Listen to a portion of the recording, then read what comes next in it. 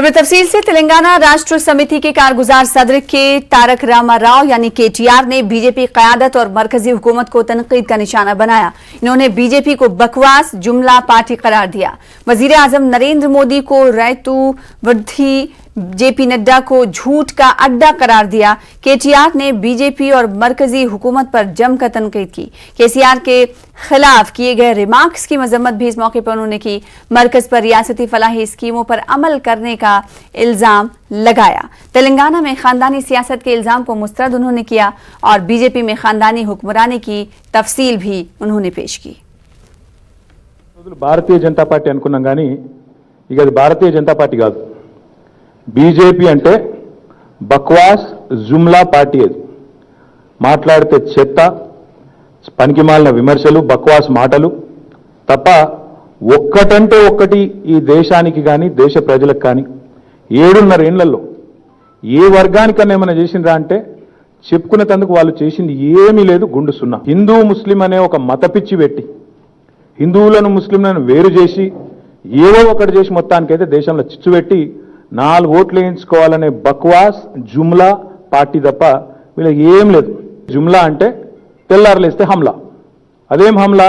సిబిఐలు, ఈడీలు, ఎన్ఐఏలు వాళ్ళతో కలుపుకొని ఓ ప్రభుత్వాన్ని నడుపుకుంటా వ్యవస్థల్ని మొత్తం తమ గుప్పిట్లో పెట్టుకొని ఢిల్లీలో ఉండే కొన్ని మీడియా సంస్థల్ని కూడా మోడియాగా మార్చి పారేసి, మీడియా కాదు అది మోడియా అయిపోయింది ఇప్పుడు కొంత. ఒక మాయ చేసి దేశాన్ని ఆగమాగం చేసి మొత్తానికి 4 ఓట్లు వేయించుకొని ఏదో డ్రామా కొట్టి బయటపడాలన్న తప్ప ఇప్పటి వరకు చేస్తున్న చేసిన ఒక్క పని చెప్పండి అయ్యా అంటే చెప్పేందుకు ఏం లేదు. తెలంగాణతో సహా భారతదేశంలో 28 రాష్ట్రాలు ఉన్నాయి. ఎన్ని రాష్ట్రాలు ఇల్లు ఇచ్చింది నరేంద్ర మోడీ ప్రభుత్వం? అందరికి ఇల్లు వచ్చినాయా? ఇది ఒక jumla. PM promises farmers income doubling by 2022. ఆయన పేరు నరేంద్ర మోదీ కాదు, రైతు విరోధి. నరేంద్ర మోదీ రైతు విరోధి అని చెప్పి ఈరోజు ఇప్పుడే మేము ఇక్కడికి వస్తుంటే ఇప్పుడే చూసినాం. పంజాబ్లో రైతులు అడ్డుకుంటే 20 నిమిషాలు రోడ్డు మీద అయిపోయింది ప్రధానమంత్రి. నాకు తెలిసి ఈ దౌర్భాగ్యం భారతదేశంలో ఏ ప్రధానమంత్రికి పడలే ఇప్పటివరకు. Sets 2022 dead line for water, electricity and toilet in every house. JP Nadda నువ్వు పెద్ద అబద్ధాల అడ్డా మొదలు మిషన్. రెండోది నీ కేర్ ఆఫ్ ఎర్రగడ్డనే, వేరే అక్కడిక్కడ కాదు. 100% నువ్వు ఎర్రగడ్డ కోవాల్సిన మనిషివి. తప్పిదారి ఇటు వచ్చిన బిడ్డ నువ్వు. केसीआर का मेंटल बैलेंस खो गया.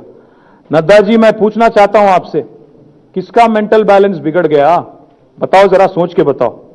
आपके मंत्री साहब अभी हाल ही में जो पार्लियामेंट सेशन हुआ उसमें आप ही के मंत्री हैं, विश्वेश्वर तुडू उनका नाम है, मिनिस्टर ऑफ स्टेट जल water resources minister.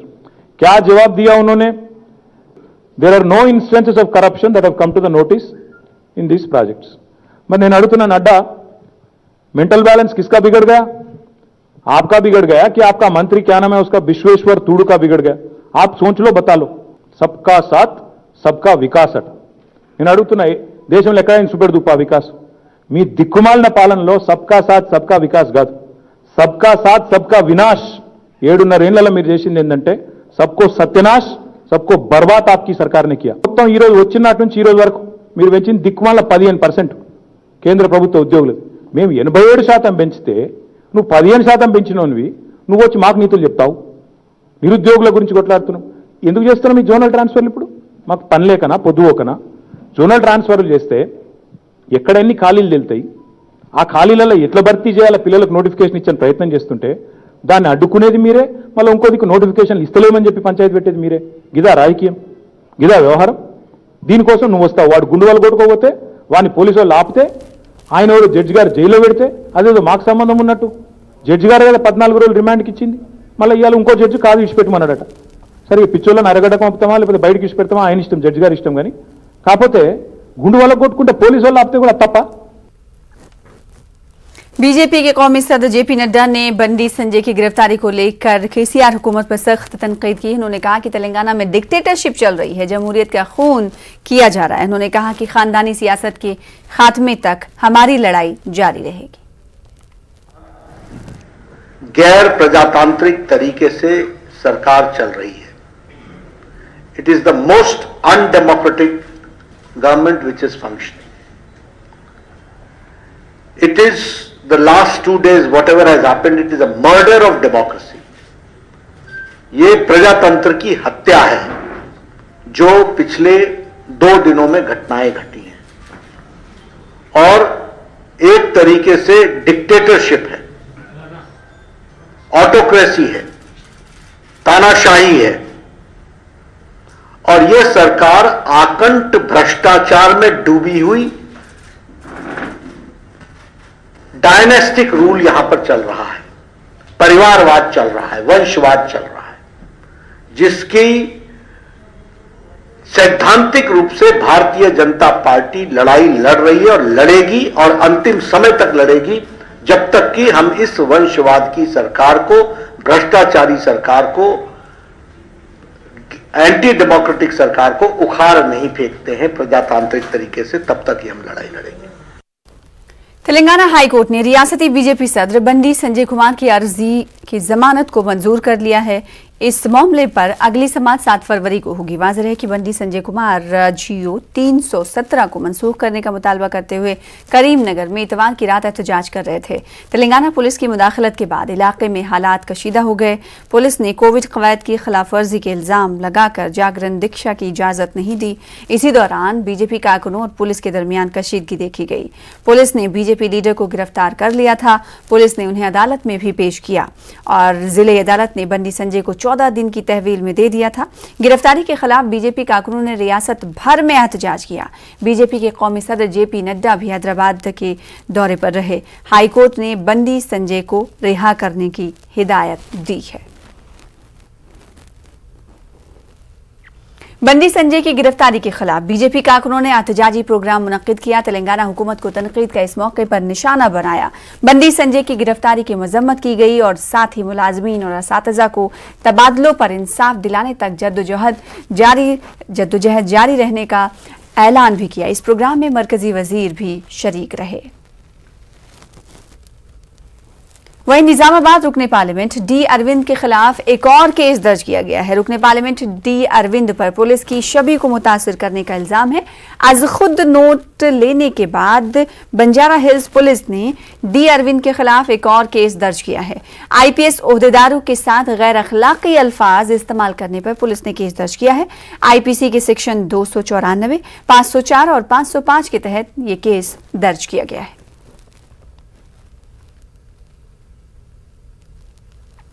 Uttar Pradesh में मजलिस इत्तेहादुल मुस्लिमीन की इंतखाबी मुहिम जोरों पर चल रही है। MIM सदर असदुद्दीन ओवैसी ने उत्तर प्रदेश के मुरादाबाद में इंतखाबी जलसे से खिताब किया।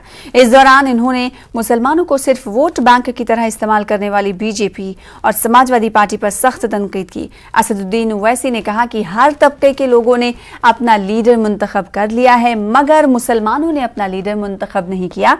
इसी वजह से आज मुसलमान इंसाफ से महरूम हैं। ठाकुरों ने योगी को अपना नेता मान लिया, जिस तरह यादवों ने मुलायम सिंह साहब को और अखिलेश को अपना नेता मान लिया, जिस तरह चौधरी चरण सिंह से लेकर अब जयंत चौधरी तक जाट बोलता है कि ये मेरा जाट है, जिस तरह बाघेलों ने बाघेल को देखकर अपना नेता मान लिया, जिस तरह ब्राह्मणों ने कहा कि अगर अजय मिश्रा को हटाया जाएगा तो वोट नहीं मिलेगा, वो मंत्रिमंडल में आज भी होम मिनिस्टर है। अब बताओ, जब ये सब लोग अपने अपने नेता को बनाए, अपना हिस्सा ले रहे और उत्तर प्रदेश के 19% मुसलमान जब अपना हिस्सा लेने की बात ओवैसी करता है तो सबके पेट में दर्द शुरू हो जाता। बीजेपी कहती है कि ओवैसी जो बात कर रहा है उससे फिरका परस्ती बढ़ेगी। अरे तुम्हारे सरकार में, तुम्हारे इख्तिदार में हमारी बच्चियों की बेचने की बोली लगाई जा रही है। याद रखो आप, जिसके पास ताकत है उसी की इज्जत की जाती है। अगर उत्तर प्रदेश के मुसलमान ये समझ रहे कि 19% है, मैं तो आपसे अर्ज कर रहा हूं, आपकी कोई अहमियत नहीं है उत्तर प्रदेश में, आपकी कोई अहमियत नहीं है। तेलंगाना में कोरोना वायरस की वबा फिर से तूल पकड़ती जा रही है। पिछले 24 घंटों के दौरान रियासत भर में 42,991 अफराद का कोरोना टेस्ट किया गया, जिसमें से 1,052 अफराद कोरोना वायरस से मुतासिर पाए गए। ग्रेटर हैदराबाद के हुदूद में 659 नए मामले सामने आए हैं। मिर्चल मलकाजगिरी में 116 और जिला रंगारेड्डी में 109 केस दर्ज हुए हैं। महकमे सेहत के अहदेदारों ने बताया कि पिछले 24 घंटों के दौरान रियासत भर में कोरोना से 2 मरीजों की मौत हो चुकी है।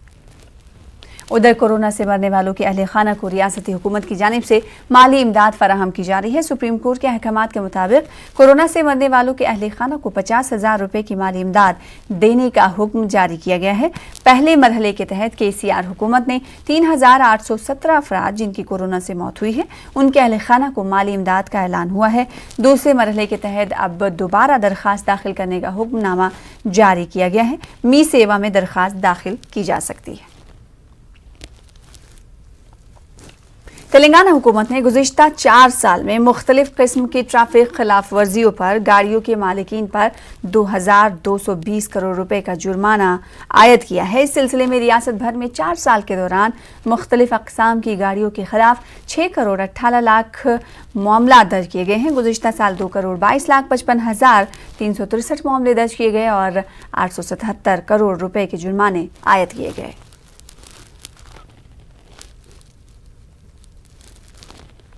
तेलंगाना के जिला जगतियाल की SRSP कनाल में 2 दिन पहले गिरी कार को पुलिस ने निकाला। कार में 2 लाशें पाई गई हैं। मटपल्ली से ताल्लुक रखने वाले 31 साला रेवंत और 41 साला प्रसाद पीर की रात मटपल्ली से आत्मकुर को कार के जरिए जाने के लिए रवाना हुए, लेकिन दूसरी सुबह तक भी वो मकुर को नहीं पहुंच पाए। अरकान खानदान ने पुलिस में शिकायत दर्ज कराई है। पुलिस ने CCTV फुटेज का जायजा लिया। पुलिस ने शुबा जाहिर किया है कि SRSP कनाल के पुल पर से रवानगी के दौरान कार लापता हुई है। बताया जा रहा है कि ड्राइवर के कार पर कंट्रोल खो देने से कार पुल की रेलिंग से टकराकर कनाल में गिर पड़ी। पुलिस ने SRSP से कनाल को जाने वाले पानी को रोक दिया है। पुलिस ने 3 घंटों की जद्दोजहद के बाद कार को क्रेन की मदद से निकालने में कामयाबी हासिल की। कार में मिली लाशों को पोस्टमार्टम के लिए अस्पताल भेज दिया गया है। इस सिलसिले में केस दर्ज कर लिया गया है। मजीद जांच जारी है।